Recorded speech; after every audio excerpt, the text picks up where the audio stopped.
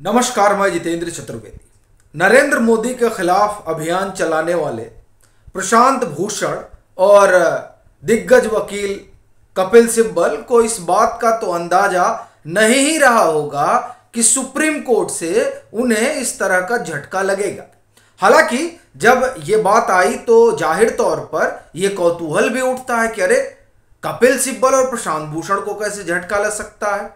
ये तो उन वकीलों में शुमार हैं जिनकी पेशी ये तय कर देती है कि मामला जो है अब जो उनका मुवक्किल है उसके पक्ष में जाएगा। फिर ऐसा क्या हुआ कि इस तरह की चर्चा होने लगी, तो दरअसल उस पर हम आएंगे, लेकिन एक दो बात पहले कर लेते हैं और फिर प्रशांत भूषण और कपिल सिब्बल को जो झटका लगा उस पर बात करते हैं। देखिए, भारत सरकार ने बहुत पहले ही ये मामले में इस बात को रेखांकित किया कि दरअसल पीआईएल भी जो है वो एक धंधा बन गया है और बहुत सारे पीआईएल भी आ गए हैं जो हर सरकारी काम में जो है वो टांग अड़ाने के लिए पहुंच जाते हैं और फिर नाहक जो है वो समय भी बर्बाद करते हैं। और भारत सरकार ने इस बाबत जो है कोर्ट का ध्यान भी आकर्षित किया कि इस नजरिए से भी चीजों को देखना चाहिए। यह मामला दरअसल राकेश अस्थाना से जुड़ा हुआ था। उस समय वो दिल्ली के कमिश्नर हुआ करते थे और प्रशांत भूषण ने ही मैं ये कहूं कि जो याचिका पड़ी थी उस याचिकाकर्ता की ओर से प्रशांत भूषण पेश हुए थे। उस दरमियान सॉलिसिटर जनरल तुषार मेहता ने यह बात कोर्ट के सामने रेखांकित की थी। अब इसी बात को हम लोग अगर आगे बढ़ाएं, ये पीआईएल और फिर चीज़ों को घेरना, ये जो तमाम चीज़ें हैं ये बदस्तूर चल रही हैं। ईडी वाले मसले में आपने देखा है कि किस तरीके से अभियान चला और ईडी वाले में तो प्रशांत भूषण जिस आप ये कहें कि एनजीओ को रिप्रेजेंट कर रहे थे वो अकेले नहीं थे, फिर उसमें रणदीप सुरजेवाला भी थे, यानी कांग्रेस भी शुमार हो गई थी। तो ये बात जो है वो आप देखिए सुप्रीम कोर्ट भी देख रहा है। इसीलिए जब ईवीएम वाले मसले पर बात हुई तो सुप्रीम कोर्ट ने बड़ी खरी खरी सुना दी प्रशांत भूषण को।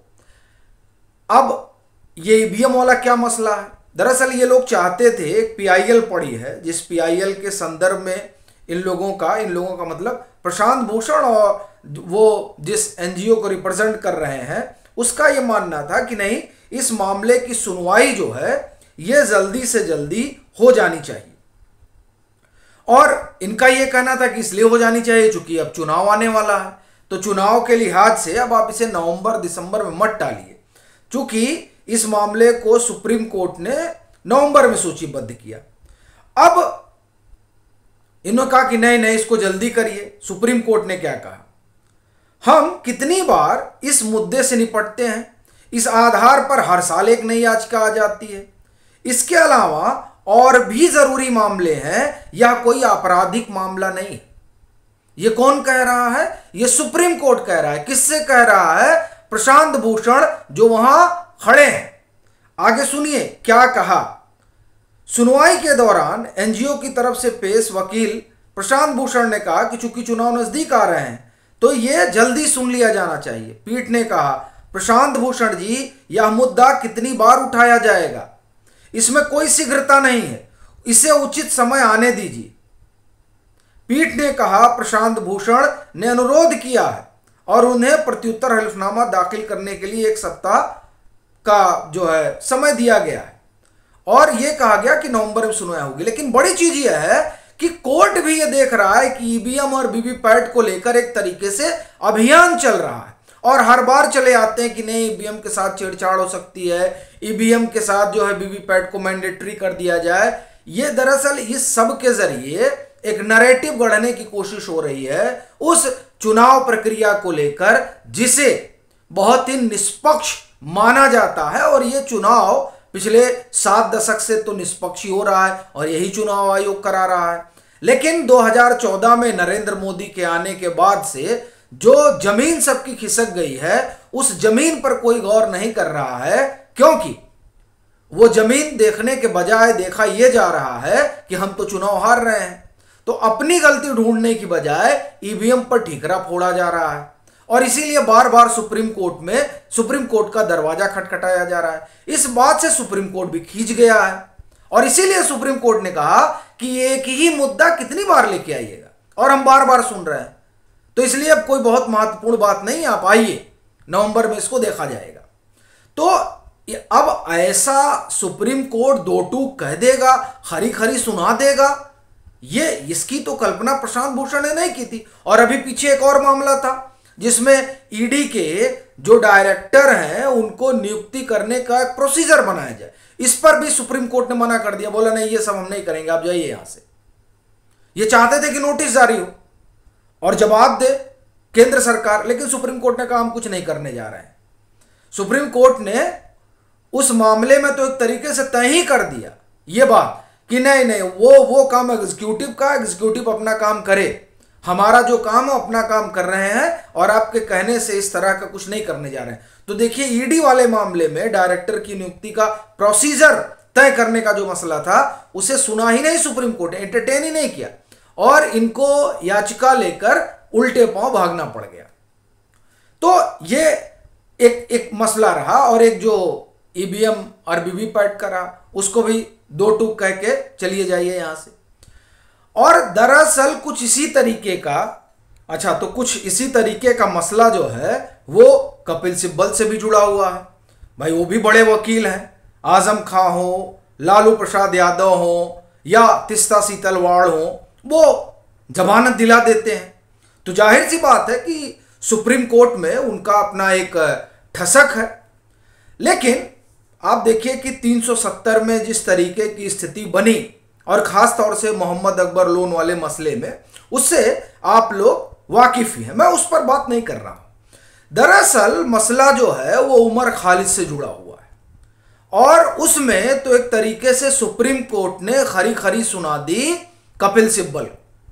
अब कहेंगे कपिल सिब्बल को, देखिए क्या हुआ कि उमर खालिद को बेल मिल नहीं रही है हाई कोर्ट से, तो ये पहुंच गए सुप्रीम कोर्ट। अब सुप्रीम कोर्ट में इनके वकील हैं कपिल सिब्बल और आप जानते ही हैं कपिल सिब्बल का अपना एक, तो इस समय वो 370 के मामले में व्यस्त रहे इस समय, यानी अभी 5 सितंबर तक। और इधर उमर खालिद पी की जो है डेट पे डेट पड़ती रही और डेट पे क्या होता था कि वह 370 में व्यस्त है तो यहां आ ही नहीं पाते थे। अब देखिए इस बार जो है वो कोर्ट नाराज हो गया। कोर्ट ने क्या कहा वो सुनिए। ये मंगलवार की बात है और आप तो जानते ही हैं कि दिल्ली दंगों में आरोपी है उमर खालिद और इनके लिए किस तरह से प्रशस्ति पत्र लिखे जाते हैं। अभी पीछे जो है वो इनकी जो सिद्धार्थ वरदराजन की जो पत्नी है, देखिए उनका नाम ध्यान नहीं आ रहा है, उन्होंने एक लंबा एस्से लिख डाला था। रामचंद्र गुहा ने बाकायदे उसको जो है ट्वीट वगैरह करके बड़ी प्रशंसा की। अब बताइए इस तरह की तो चीजें हो रही हैं, लेकिन बहरहाल तो ये अब सुप्रीम कोर्ट में इनकी जो है वो जमानत याचिका अटकी हुई है। वकील कपिल सिब्बल है। अब देखिए कि हुआ क्या कि न्यायमूर्ति बेला एम त्रिवेदी और न्यायमूर्ति दीपांकर दत्ता की पीठ से मामले के स्थगन की मांग की गई कि नहीं मामला अभी टाल दीजिए। वजह बताई गई कि खालिद के वरिष्ठ वकील एडवोकेट कपिल सिब्बल भारत के मुख्य न्यायाधीश डीवाई चंद्रचूड़ की अगुवाई वाली संविधान पीठ के समक्ष 370 को निरस्त करने के खिलाफ याचिका पर बहस में व्यस्त है।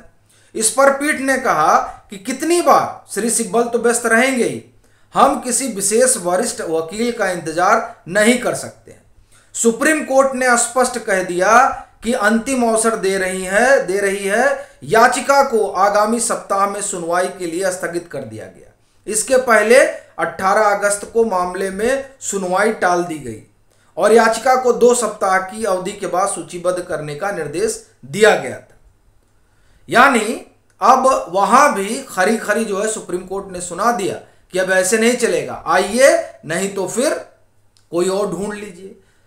तो इस तरह की परिस्थिति बनी है और आपको ध्यान होगा कि मोहम्मद अकबर लोन वाले में किस तरीके से बात एकदम ठन गई थी और फिर हलफनामा दाखिल करना ही पड़ा कपिल सिब्बल के मुवक्किल को।